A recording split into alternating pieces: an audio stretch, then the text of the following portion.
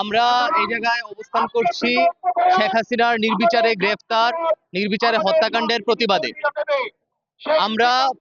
আমি শুধু তিনটা পক্ষকে কিছু কথা বলতে চাই। প্রথমত, আমাদের মাননীয়কে, যাকে বলছি এ ধরনের গণ আন্দোলনকে আপনি কখনোই শিবির ছাত্রদল ট্যাগ দিবেন না।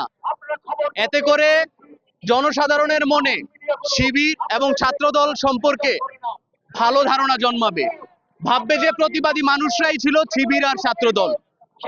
দ্বিতীয় কথা বলতে চাই, জনতার সেবক যাদের, জনতার সেবক নামেই যারা করছে শুধু হাসিনার সেবা, আসছে ফাগুন আগুন হয়ে, থাকলে সাহস এবার নেবা।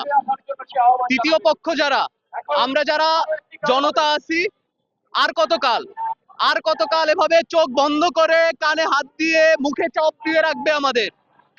আমরা একদিন ফুঁসে উঠবো, একদিন আমাদের গণতন্ত্রের জয় হবে। এই দাবি নিয়েই আমরা রাস্তায়। 6 জন সমন্বয়ককে ডিবি কার্যালয়ে বা হারুন সাহেবের ভাতের হোটেলে যে বিবৃতি দেওয়ানো হয়েছে, এই বিবৃতি সাজানো নাটক, এটা আমরা সবাই জানি। কিন্তু আমাদের মুখ তো বন্ধ, আমরা তো কিছুই বলতে পারি না। আমরা সবাই জানি ডিবি কার্যালয়ে কি হয়, কিভাবে বিবৃতি নেওয়ানো হয়। নাহিদের শরীরে আঘাতের চিহ্ন দেখে আপনি বুঝতে পারবেন যে এর বিবৃতির মানে কি। আমাদের কিছু বলার নেই, আমাদের মুখ বন্ধ।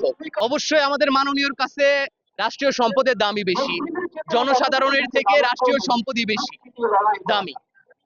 কিন্তু উনি জানেন না এই রাষ্ট্রীয় সম্পদ আমাদের টাকায় তৈরি হয়। আমাদের প্রাণের উপর দিয়ে যদি এ ধরনের প্রতিবাদ থামানো হয়, তাহলে এ ধরনের রাষ্ট্রীয় সম্পদ রেখে লাভ নেই আমাদের দেশে। আসছে ফাগুন আগুন হয়ে, থাকলে সাহস এবার নেবা।